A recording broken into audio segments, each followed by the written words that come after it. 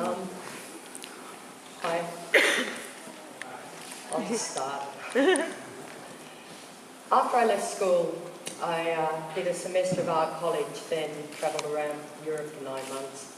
And when I returned, I moved into Surrey Hills and continued at art school for a few years.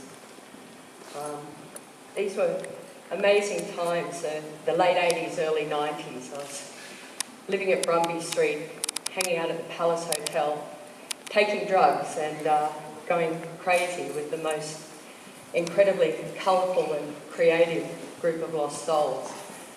As mad as myself, but in the end it was me that landed in hospital.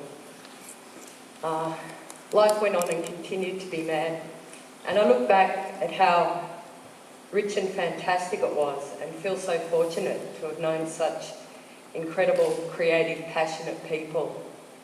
The inner city saved me in so many ways, despite 3 psychotic episodes and my fair share of depression. So life moves on.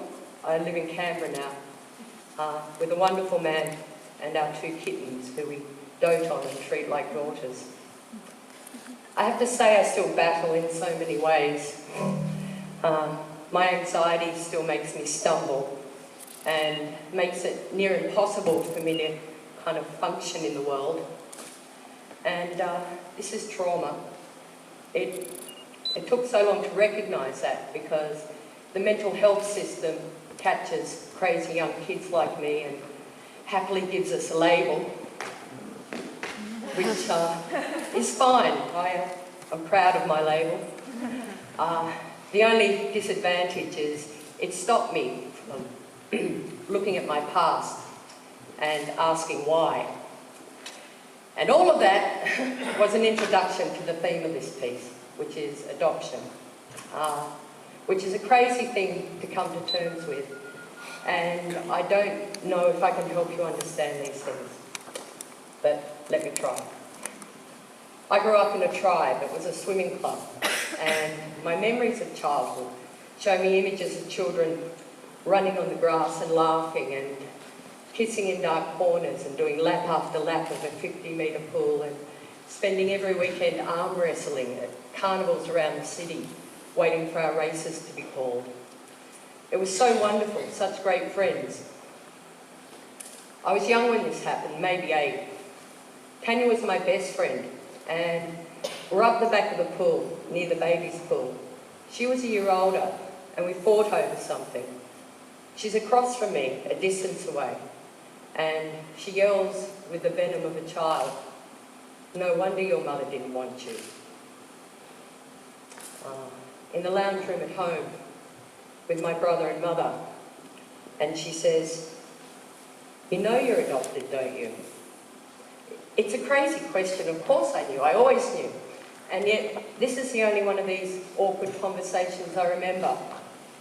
She asked something, and I tell her about Tanya. She must have known. A parent must have overheard and told her. That's why we're gathered here. She says, "We wanted you very much."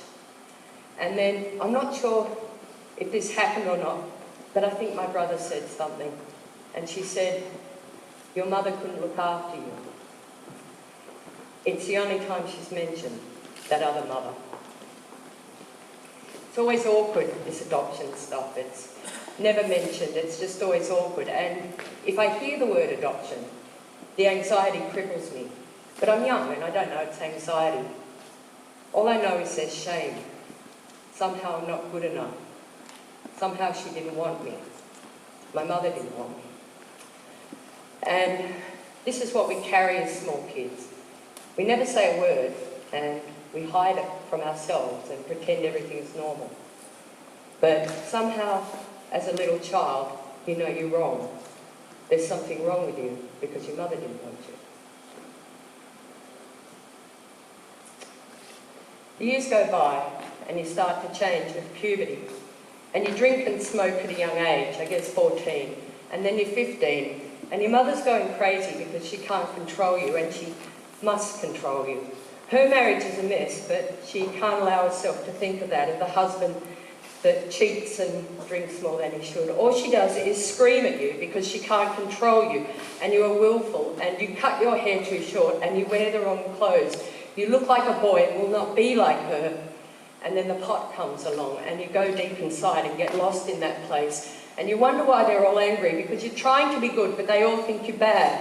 And you're trying to find something. You don't know who you are, and just go deeper, trying to find her, this person that is you. But they yell and scream, and you can't understand why they need you to be something else, some idea they have of who they want you to be, but you can't be like that. You're not like them.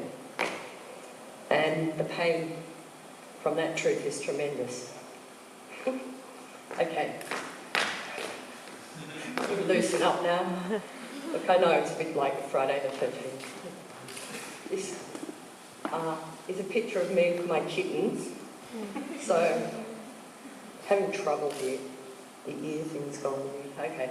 Look, everything did turn out okay, so I know it's a bit heavy and it's going to get worse, okay? So, just hang in there, okay? Don't freak out. It really is all right. Okay. Well, look, there's more to my story. We won't go there, but I'll hit you with some facts from the Senate report. Historically speaking, adoption's a fairly recent phenomenon. It emerged at the end of the 19th century and peaked in the mid-20th. Recently, there's been a Senate inquiry into forced adoption practices. These practices took place in Australia between the 1940s and the 1980s. It's estimated that since 1940, up to 250,000 babies have been adopted in this country, so it's not a small thing. In terms of forced adoptions, it's difficult to say what number of those are forced, but certainly these practices were widespread and considered normal at the time. To give you an idea of things, in the year from 2009 to 10, the number of babies adopted in Australia was 412, and 222 of those were from overseas. But when these practices were at their peak, so in the year from 1971 to 2, the number of babies adopted in Australia was nearly 10,000.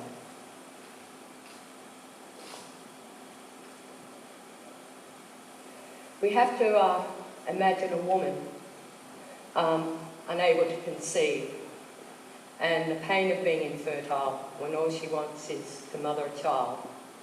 I don't know if I can understand that trauma, but for many women, their greatest desire is to be a mother, and I imagine in the past that this desire was even greater with the pressures of a society that saw a woman's role as being in the home, to serve a husband and raise her children.